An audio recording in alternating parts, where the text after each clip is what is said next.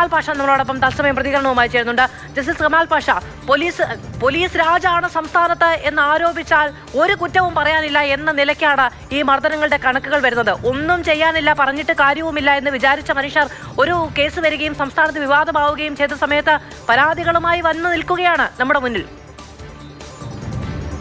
മാധു, അത് ഞാൻ അമേരിക്കയിലായിട്ടോ, അമേരിക്കയിൽ നിന്നുണ്ടാ പ്രചരിക്കുന്നത്. അപ്പൊ ഇത് നമ്മൾ മനസ്സിലാക്കേണ്ട ഒരു കാര്യം എന്ന് പറയുന്നത്, ഇപ്പൊ ഒരു പുതിയൊരു ഒരു സംഭവം വന്നത് ഇപ്പൊ പരാതികളുടെ ഒരു പ്രവാഹമായിട്ട് അങ്ങ് മാറിയിട്ടുണ്ട്. കാര്യം എന്താണെന്നറിയോ, ഒരുപാട് ആളുകൾക്ക് ഇതുപോലെ ഉമ്മാരുടെ കയ്യിൽ നിന്ന് ഉപദ്രവം ഇഷ്ടം പോലെ കിട്ടിയിട്ടുണ്ട്. ആര് എന്നാലും പോലീസ് സ്റ്റേഷൻ എന്ന് പറഞ്ഞാൽ ഇവന്റെയൊക്കെ ധാരണ അവിടെ ചെല്ലുന്നവരെല്ലാം എടുത്തിട്ട് ഇടിക്കാമെന്നാണ് ഇവന്റെയൊക്കെ ധാരണ. അങ്ങനെ ഒരു കുഴപ്പമുണ്ട്, അതാണ് വലിയ പ്രശ്നമുള്ളത് നമുക്ക്. അപ്പൊ ഇതുപോലെ ഉള്ള ഇപ്പൊ പരാതികൾ എന്ന് പറഞ്ഞാൽ ഇപ്പൊ CCTV ദൃശ്യങ്ങൾ ചോദിച്ചുകൊണ്ടുള്ള ഒരുപാട് അപേക്ഷകളാണ്. ഇവർ അന്തം വിട്ടിരിക്കുക ഇപ്പൊ കേട്ടോ. ഇത് നിങ്ങളുടെ മാധ്യമങ്ങളാണ് ഇത് വെളിയിലേക്ക് കൊണ്ടുവന്നത്. ഒരു വലിയ കാര്യം തന്നെയാണ് ആ കൊണ്ടുവന്നത്. അപ്പൊ അങ്ങനെ വന്നപ്പോ ഇപ്പൊ ജനങ്ങൾക്ക് ആകെയുള്ള ഒരു അത്താണി മാധ്യമങ്ങളാണെന്ന് ഞാൻ പറയുന്നത്, വേറെ ആരുമില്ല.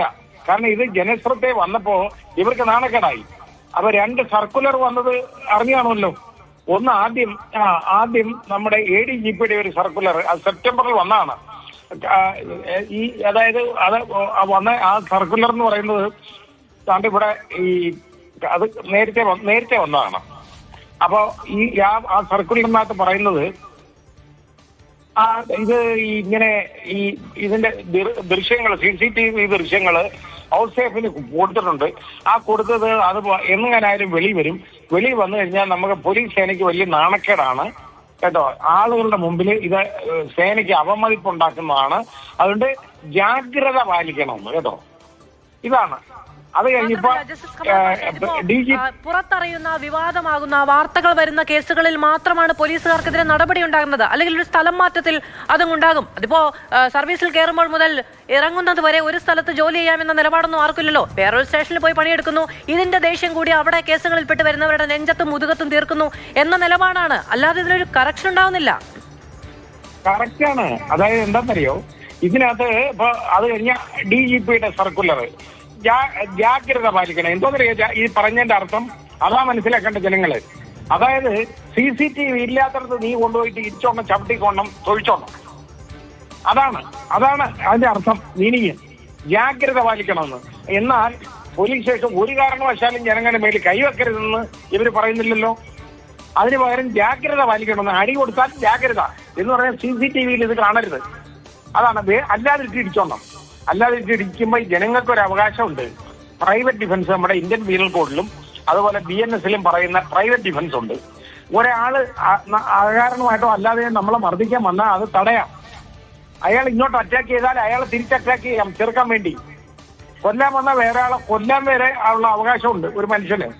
അതുകൊണ്ട് ഞാൻ പറയുന്നത് എന്താണെന്നറിയോ, ഏതായാലും CCTV ഇല്ലാത്തടത്ത് വെച്ചാൽ അവന്മാരടുത്തിട്ട് ഇടിക്കുന്നെങ്കിൽ പൊതുജനങ്ങൾ തിരിച്ച് അതുപോലെ ഇടിക്കണം. അത്രേ ഉള്ളൂ.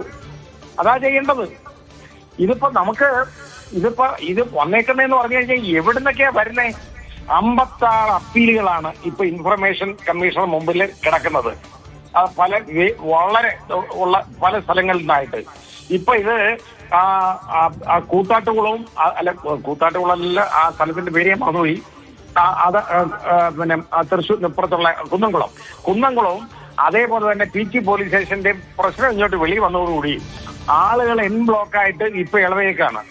ഇത് അവസാനം ഈ പോലീസ് എന്തിനായി പോലീസുകാരെന്ന ആളിപ്പോ ജനങ്ങൾ ചോദിക്കുകയാണ്, ഇവിടെ ലോ ആൻഡ് ഓർഡർ നോക്കാനാണോ പോലീസുകാരുള്ളത്? അതല്ലല്ലോ.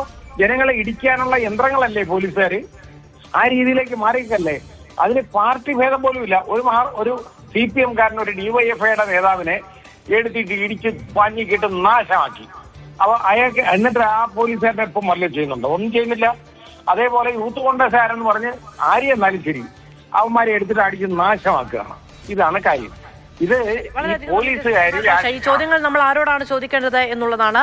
പോലീസുകാരുടെ ആത്മവീര്യത്തെ പറ്റിയുള്ള ആശങ്ക കഴിഞ്ഞുവെങ്കിൽ നാട്ടുകാരുടെ ആരോഗ്യത്തെ പറ്റിയുള്ള ആശങ്ക കൂടി വേണ്ടതാണ് സർക്കാരിന് എന്ന് മാത്രം പറഞ്ഞു വെക്കുന്നു.